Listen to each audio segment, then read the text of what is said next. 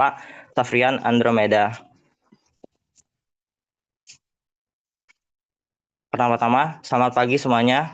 Perkenalkan, nama saya Muhammad Adwan Devkalaindi, selaku moderator yang akan memandu jalannya presentasi dari kelompok 6. Terus di sini ada rekan-rekan saya. Bisa Nama saya Demetrius.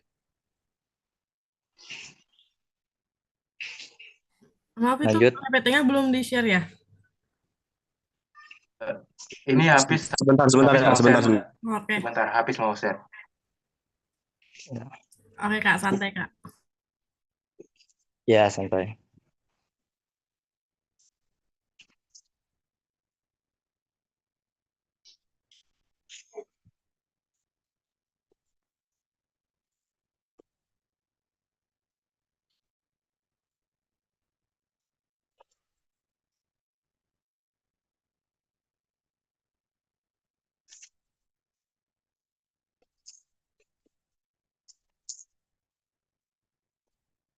Oke. Lanjut perkenalannya.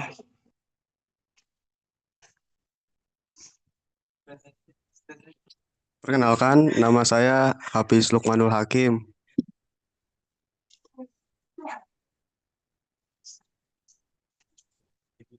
Selanjutnya, rekan saya.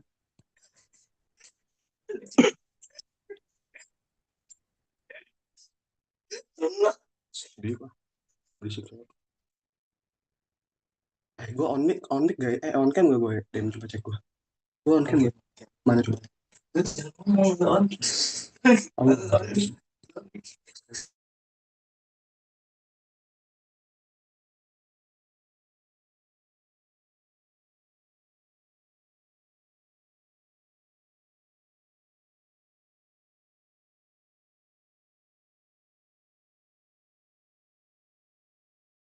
Kenalan. Yuk dilanjut dengan rekan saya.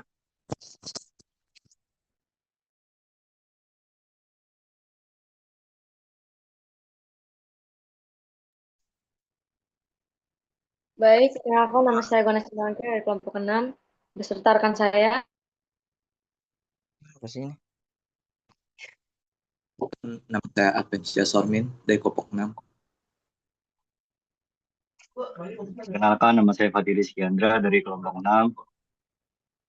Oke. Pada hari ini, kami akan menyampaikan materi mengenai perkembangan komputer yang mencangkup hardware dan software dari generasi awal hingga teknologi modern. Presentasi akan berlangsung beberapa menit dengan alur yang pertama penyampaian materi, terus sesi tanya jawab, dan diakhiri dengan kesimpulan serta penutup. Langsung saja kita masuk ke bagian presentasi. Untuk memulai, saya persilakan pembicara pertama untuk menyampaikan materi mengenai komputer generasi pertama. Disilakan. Baik, terima kasih Atwa. Saya akan menjelaskan materi pada slide pertama ini.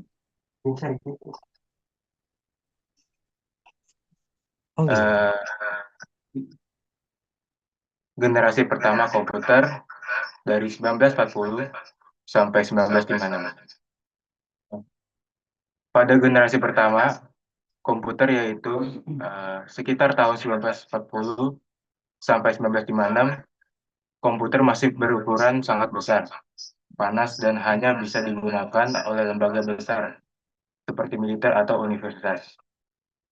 Teknologi utamanya masih menggunakan vacuum tube sebagai komponen pengolah data. Komputer generasi pertama bekerja menggunakan vacuum tube. Karena komponen ini menghasilkan panas, komputer membutuhkan ruangan khusus dan sistem pendingin. Input datanya menggunakan punch card, sedangkan penyimpanannya memakai magnetic drum. Bahasa pemrogramannya masih bernama machine language atau bahasa Wiener. Jadi hanya bisa memahami kode-kode angka. Cara kerjanya adalah instruksi dimasukkan lewat punch card. Ribuan vacuum tube akan membaca dan mengubah data menjadi sinyal listrik. Outputnya kemudian dicetak lewat printer atau ditampilkan ke panel lampu. Namun karena tabung ini mudah panas, komputer sering mengalami kerusakan. Contoh penggunaannya, eh, contoh komputer generasi pertama adalah ENIAC yang digunakan untuk perhitungan militer dan UNIVAC 1 yang dipakai untuk sensus penduduk dan penelitian matematika serta fisika. Kaitannya dengan literasi digital, pada masa ini akses digital sangat terbatas. Hanya lembaga besar yang bisa memakai komputer. Data digital juga masih berbentuk kartu dan hanya bisa dibaca oleh mesin tertentu. Risiko dan tantangan utama pada generasi pertama adalah ukurannya yang besar, biaya operasional yang tinggi, mudah rusak karena vakum, dan ahli yang bisa mengoperasikan komputer pun sangat terbatas. Kesimpulannya, generasi pertama komputer adalah fondasi awal perkembangan teknologi komputer modern, meskipun masih sangat terbatas dan belum efisien. Baik, terima kasih. Selanjutnya akan pada rekan saya.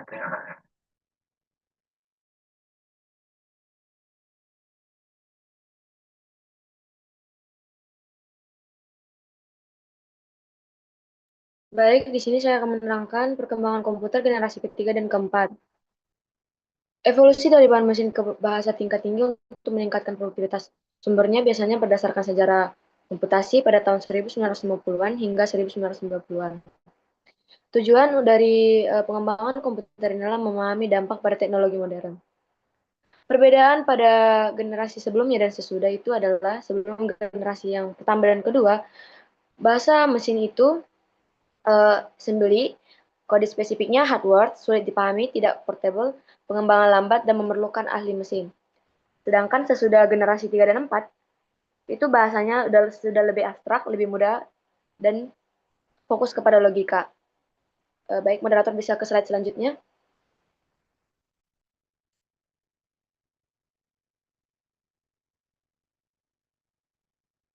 Cara kerja pada generasi ketiga itu programnya menulis kode produser. Yang generasi 4 menggunakan produser mendefinisikan. Contoh perkembangannya di dunia nyata itu yang pada generasi ketiga itu pengembangan sistem operasi Unix. Yang generasi keempat itu adalah aplikasi bisnis seperti SAP atau Oracle ERP. Dampaknya pada modern adalah basis data untuk pengaplikasian Excel. Baik, moderator bisa ke slide berikutnya.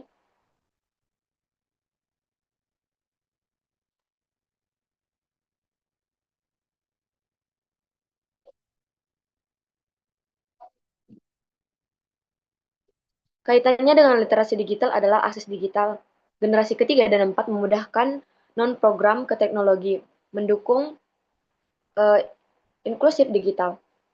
Keamanan digital pada generasi ini adalah risiko injeksi di aplikasi. Generasi keempat, literasi penting untuk mencegah hacking. Risiko dan tantangan yang terjadi pada generasi ketiga dan keempat yang pertama adalah kerentanan keamanan, ketergantungan pada alat otomatis yang kurang fleksibel. Tantangannya adalah migrasi, legasi kode, kurangnya keterampilan untuk alat baru, resiko obfuscation, mitigasi, dan audit keamanan. Baik, moderator bisa ke slide selanjutnya.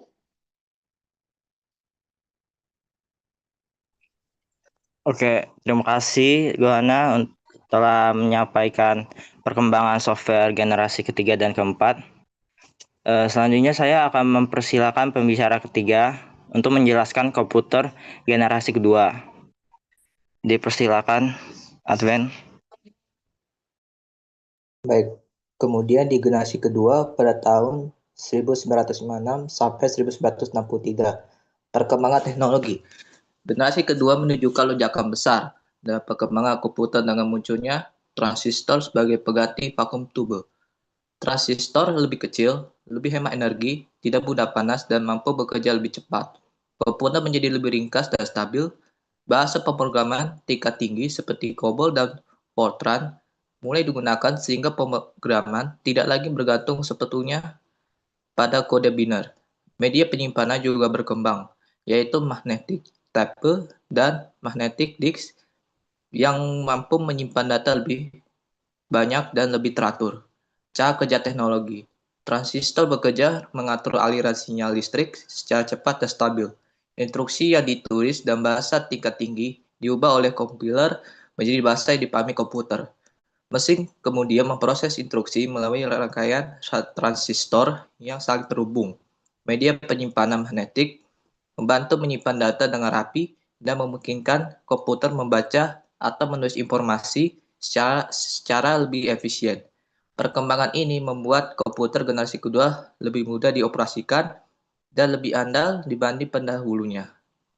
Contoh penggunaannya yaitu yang pertama IBM 1401 menjadi komputer yang paling banyak digunakan pada masa ini karena kemampuannya mengolah data bisnis dengan cepat. Perusahaan memakai mesin ini untuk menghitung gaji karyawan, membuat laporan keuangan, mencatat transaksi, dan mengatur inventaris barang.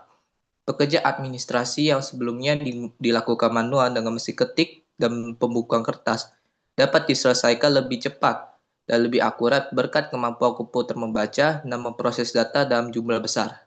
Yang kedua, IBM 7090 digunakan lembaga riset dan industri besar untuk perhitungan yang membutuhkan presisi tinggi. Komputer ini dipakai untuk simulasi teknik, analisis matematika, dan penelitian ilmiah di bidang seperti fisika, kimia, dan penerbangan. Dalam dunia penerbangan, IBM 7090 membantu merancang pesawat dan sistem navigasi dengan menghitung ribuan variabel secara cepat sehingga mempercepat pengembangan teknologi dirgantara. Kemudian ada kaitan literasi digital. Akses digital memulai meluas karena komputer tidak lagi terbatas pada pemerintah dan universitas, tetapi juga digunakan perusahaan. Keamanan digital mulai diperhatikan karena data keuangan, transaksi, dan administrasi mulai diproses secara elektronik. Jejak digital mulai tercipta melalui penyimpanan magnetik yang dapat diakses kembali dengan mudah. Etika digital mulai berkembang karena organisasi harus menjaga kerahasiaan data karyawan dan pelanggan literasi. Data meningkat karena bahasa pemrograman tingkat tinggi membuat banyak orang belajar memahami algoritma dan pengolahan data. Kemudian ada risiko dan tantangannya, yaitu magnetik tapi rentan rusak karena digunakan secara terus-menerus, sehingga data penting dapat hilang jika tidak dicadangkan dengan baik. Harga komputer masih cukup tinggi sehingga tidak semua perusahaan mampu membeli perangkat sendiri. Kebutuhan tenaga ahli meningkat karena pemrograman dan pengoperasian komputer mulai berkembang dan membutuhkan pelatihan khusus. Risiko kebocoran data mulai muncul karena lebih banyak pihak yang memiliki akses terhadap informasi elektronik sementara sistem perlindungan masih sangat dasar. Mungkin itu aja.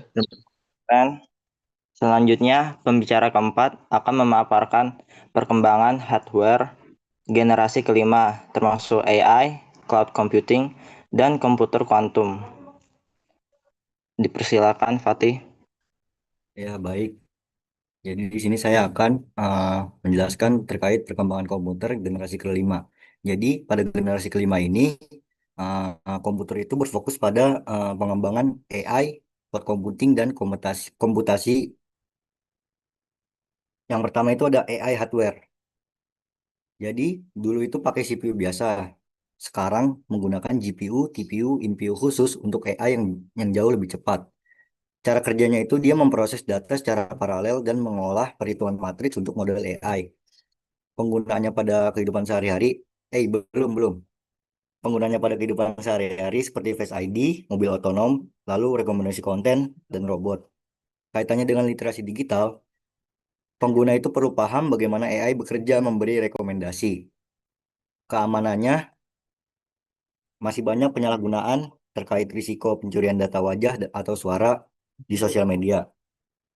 Jejak digitalnya, AI mengumpulkan jejak aktivitas pengguna. Next slide. Kaitannya dengan etika digital, itu ada hindari bias, deepfake, dan penyalahgunaan AI. Lalu ada literasi data dan algoritma. Pengguna perlu tahu cara dataset dan algoritma mempengaruhi hasil AI. Lalu ada risiko dan tantangannya. Risikonya itu bias algoritma, privasi, dan defect. Tantangannya, ketergantungan AI, over automation, lalu kapasitas panas. Yang kedua itu ada cloud computing. Perbedaannya, dulu data disimpan lokal. Yang sekarang ini disimpan melalui online seperti Google Drive dan iCloud. Cara kerjanya, data berada di server jarak jauh dan diakses lewat internet. Penggunaannya pada saat ini seperti penyimpanan online, streaming, aplikasi kantor, dan backup data.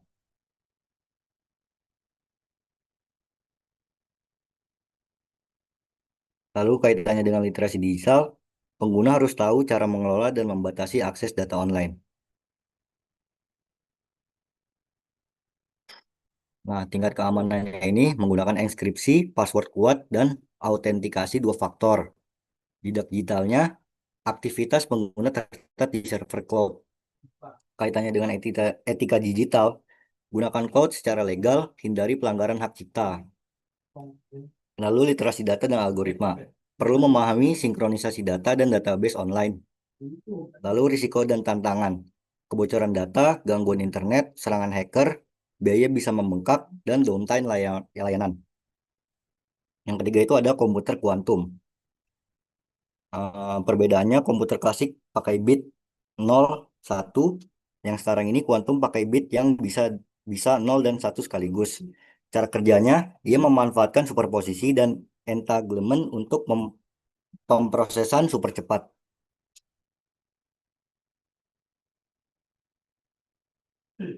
Silakan selanjutnya, habis. Selanjutnya, saya akan membacakan perkembangan komputer hardware generasi kelima, perkembangan hardware. Yang pertama, input dari keyboard ke touchscreen. Perubahan input pada perangkat komputasi bergerak dari antarmuka berbasis tombol fisik seperti keyboard menuju antarmiksa langsung berupa layar sentuh. Secara teknis, keyboard mengandalkan saklar, mekanik atau membran yang menutup rangkaian ketika tombol ditekan, sehingga sinyal dikirim ke prosesor. Layar sentuh bekerja dengan prinsip sensor bisa kapasitas yang merespon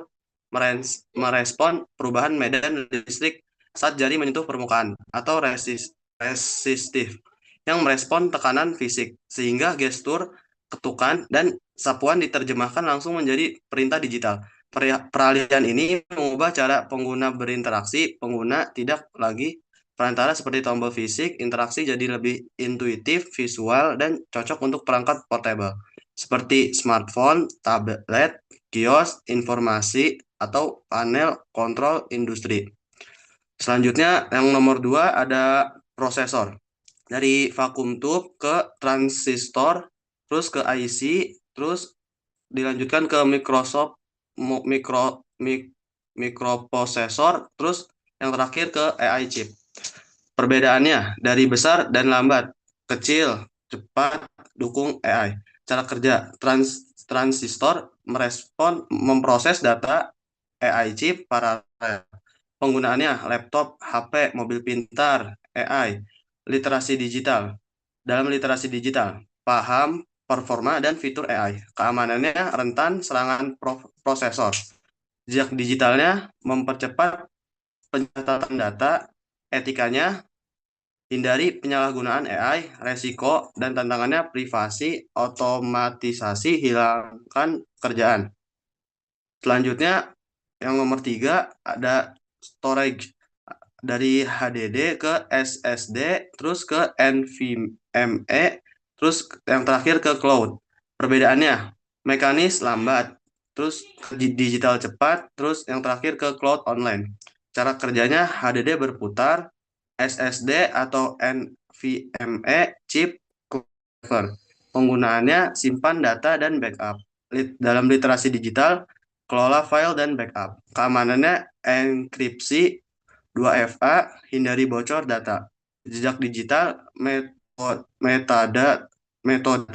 disimpan di etikanya, jangan unggah data sensitif. Resiko dan tantangannya internet wajib, ransomware, dan akses hilang. Terus yang terakhir keempat ada output dari CRT ke LCD, terus ke LED, yang terakhir ke OLED. Perbedaannya tebal, tipis, hemat energi, kualitas tinggi. Cara kerjanya CRT elektron, LCD atau LED kristal cair, OLED pixel bercahaya. Penggunaannya TV, monitor, dan HP. Dalam literasi digital, kaitannya dalam literasi digital itu memilih layar sesuai kebutuhan. Keamanan, layar mudah terlihat oleh orang lain. Dalam jejak digital, screenshot jadi bukti digital. Etikanya, jangan sebarkan screenshot tanpa izin. Resikonya, screen time tinggi, kerusakan layar. Oke, makasih. Ini contoh gambarnya. Oke, terima kasih. Kembali ke moderator. Terima kasih kepada seluruh pembicara. Kita masuk ke sesi berikutnya. Kita memasuki sesi tanya jawab. Bagi teman-teman yang ingin bertanya, dipersilakan.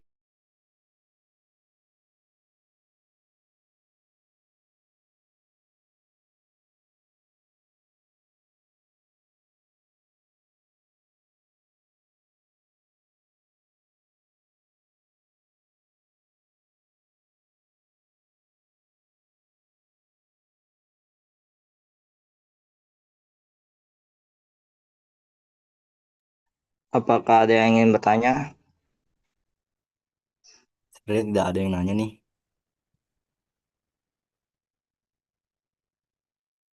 Ya, Erik.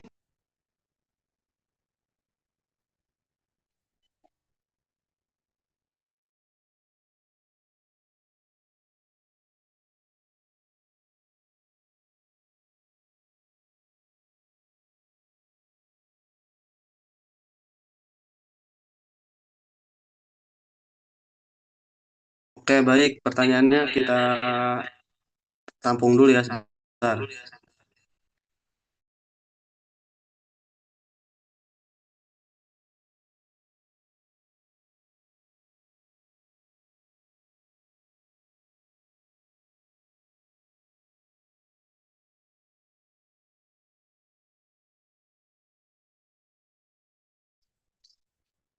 Izin cross pertanyaannya tadi apa pengembangan software terhadap penggunaan komputer di bidang pendidikan? Pengembangan perangkat lunak telah dilakukan penggunaan di bidang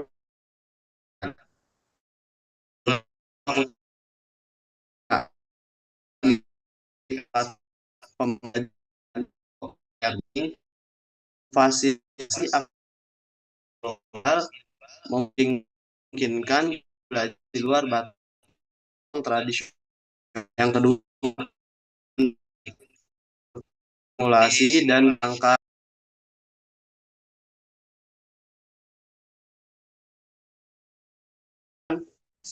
pengalaman belajar yang lebih dinamis dan personalisasi yang mendukung diferensiasi instruksi. Ketiga, ada alat kolaborasi berbasis software seperti Google Classroom atau Moodle, mempromosikan kerjasama antar siswa dan guru serta integrasi teknologi dalam kurikulum. Namun, tantangan seperti kesenjangan digital dan kebutuhan pelatihan guru tetap perlu diatasi untuk memaksimalkan manfaat ini. Secara keseluruhan, perangkat lunak inovatif telah mentransformasikan pendidikan menjadi lebih inklusif dan efisien. Apakah sudah jelas, Erik? Oke, makasih juga pertanyaannya. Baik, karena waktu sesi tanya jawab sudah mencukupi, kita lanjut ke bagian berikutnya. Berdasarkan penjelasan para pembicara, dapat kita simpulkan bahwa perkembangan komputer mengalami perubahan sangat signifikan, mulai dari penggunaan vacuum tube pada generasi pertama hingga teknologi modern seperti AI dan komputasi kuantum pada generasi kelima. Perkembangan ini tidak hanya meningkatkan performa komputer, tetapi juga berdampak besar pada literasi digital, keamanan data, etika penggunaan teknologi, serta cara masyarakat mengakses dan mengelola informasi. Demikian rangkaian presentasi dari kelompok 6. Saya sebagai moderator mengucapkan terima kasih kepada para pemateri dan seluruh audiens yang telah mengikuti jalannya presentasi dengan baik. Mohon maaf apabila terdapat kekurangan dalam penyampaian acara. Wassalamualaikum warahmatullahi wabarakatuh.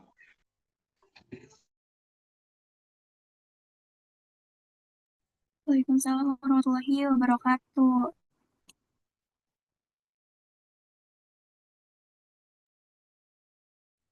Oke, teman-teman, terima kasih yang udah presentasi hari ini. Aku izin absen dulu ya, teman-teman. Arzara hadir, Mas.